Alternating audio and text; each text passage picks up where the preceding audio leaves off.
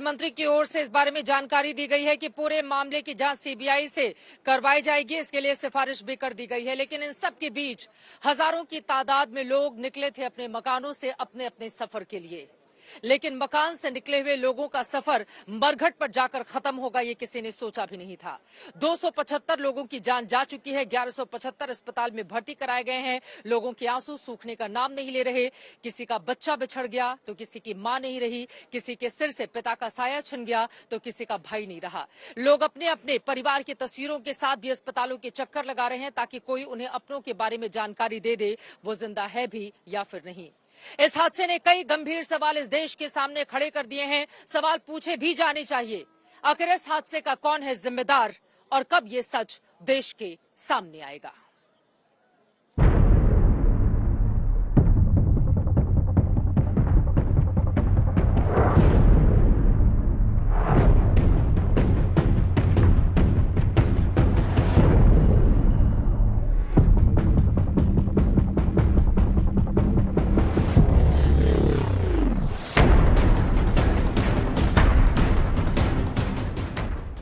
हादसे के 2 दिन बाद भी बालासोर में दर्द का मंजर नजर आ रहा है।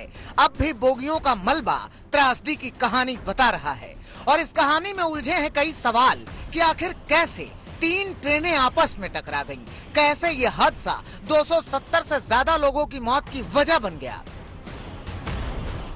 पड़ताल चल रही है और इस बीच हादसे से जुड़ी कई जानकारियां सामने आ रही हैं। रेलवे बोर्ड ने प्रेस कॉन्फ्रेंस कर बालासोर में हुई पूरी घटना समझाई है। शुरुआती जांच में सिग्नल में खराबी ही हादसे की वजह बताई गई है। हर तरह से सिग्नल सेट थे और सिग्नल ग्रीन थे।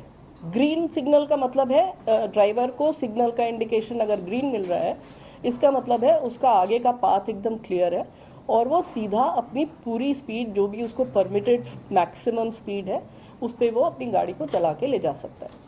तो वो लगभग यहाँ पे इस सेक्शन पे इस गाड़ी के लिए 130 किलोमीटर की परमिटेड स्पीड है, वो 128 किलोमीटर पर आवर पे था, जो कि हम लोगों ने लोको के रिकॉर्ड से भी कंफर्म किया है। वो 128 किलोमीटर पर आवर की स्पीड पे था, कोरोमंडल वाला।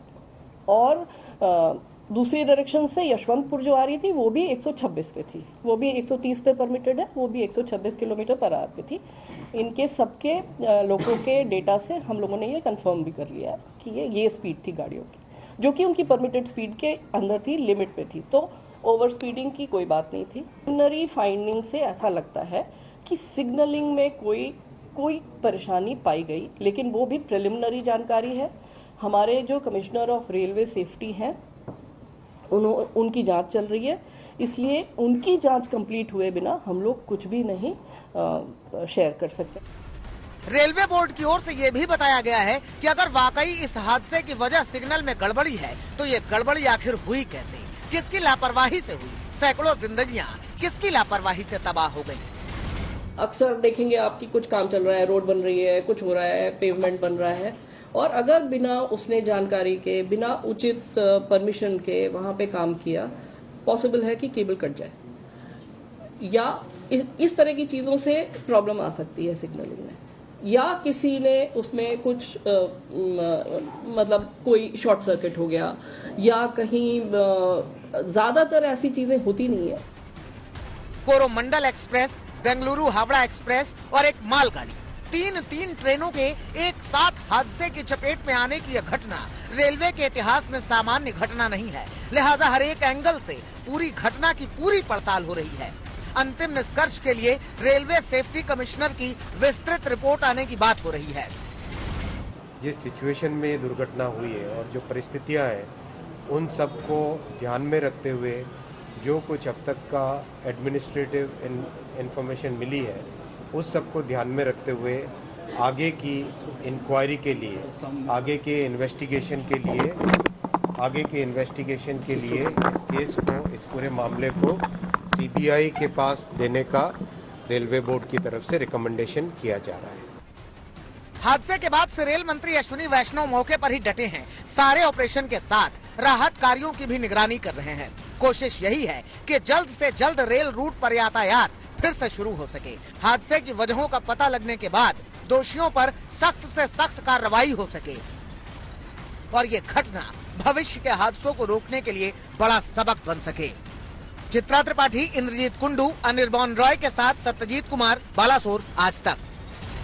48 घंटे से ज्यादा का वक्त गुजर चुका है इस रेलवे हादसे को हुए और आपको बता दें तब से लेकर अब तक मशक्कत लगातार जारी है। अब से कुछ देर पहले ड्रोन कैमरे से मैंने यहां की स्थिति का जायजा लिया, किस तेजी से यहां पर रेलवे की ओर से रेलवे ट्रैक को दुरुस्त किए जाने का काम चल रहा है, किया जा रहा है, उसको बताती हुई मेरी ये रिपोर्ट देखिए।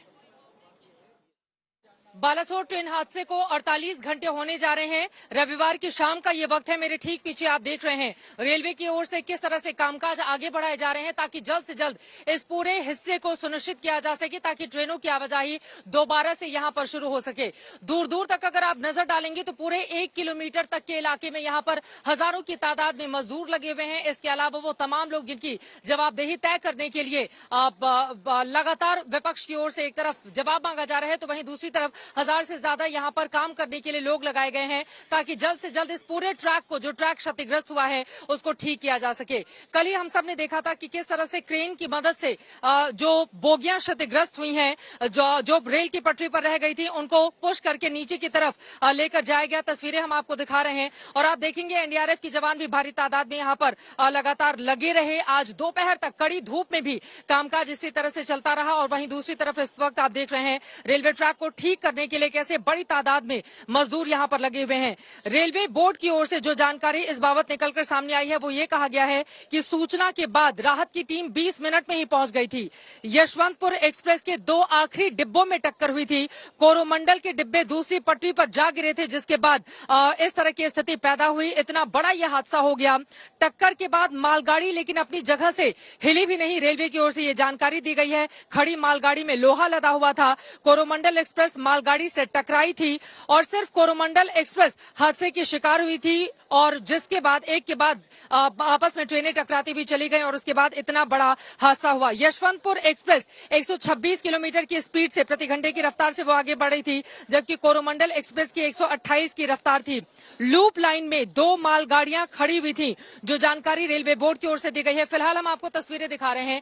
आप देखिए किस तरह से पूरे 1 किलोमीटर के दायरे को अगर आप देखेंगे तो यहां पर इस ट्रैक को ठीक किए जाने का काम किया जा रहा है। यहीं पर प्रधानमंत्री नरेंद्र मोदी भी कल दोपहर में पहुंचे हुए थे और प्रधानमंत्री की ओर से घटनास्थल पर पहुंचकर मेरे पीछे जो तस्वीरें आपने देखी हैं वहां का जायजा लिया गया। रेल मंत्री आज यहां पर पहुंचे हुए थे। उन्होंने न सिर्फ यहां पर जो कर्मचारी लगे हुए हैं लगातार यहां पर ताकि जल्द से जल्द स्थिति को सामान्य बनाया जा सके, उनकी पीठ थपथपाते हुए भी नजर आए, जबकि दूसरी तरफ अस्पतालों में जाकर लगातार जो बड़े बड़े केंद्रीय मंत्री हैं वो घायलों का हालचाल भी जान रहे हैं। उम्मीद यही कि मेरे पीछे की ये जो तस्वीर इस वक्त आप देख रहे हैं जल्द से जल्द पूरी तरह से इसको सुचारू कर लिया जाएगा। बुधवार से माना जा रहा है कि एक बार फिर से ट्रेनें यहां से चलने लगेंगी, लेकिन यकीनन बालासोर के माथे पर जिस तरह से ये दाग लगा है 275 लोगों की मौत का, 1175 लोग अपनी जिंदगी के लिए संघर्ष करते हुए, उसने इस पूरे हिस्से को हिलाकर रख दिया है और पूरे देश को मातम में डाल दिया है। दोबारा इस तरह की स्थिति पैदा न हो, इसको सुनिश्चित किए जाने की जरूरत है और अगर सुरक्षा कवच लगाया जाना है तो युद्ध स्तर पर हर ट्रेनों में उसको सुनिश्चित कराने की जिम्मेदारी सरकार की है। आगे अब हालात किस तरह के रहते हैं, यहां पर रेलवे ट्रैक की तस्वीरें आपने हमारे ड्रोन कैमरे से देख ली हैं। आगे अब क्या स्थिति रहती है इस पर रहेगी आज तक की नजर। कैमरामैन संजय कुमार के साथ चित्रा त्रिपाठी, बालासोर, ओडिशा, आज तक।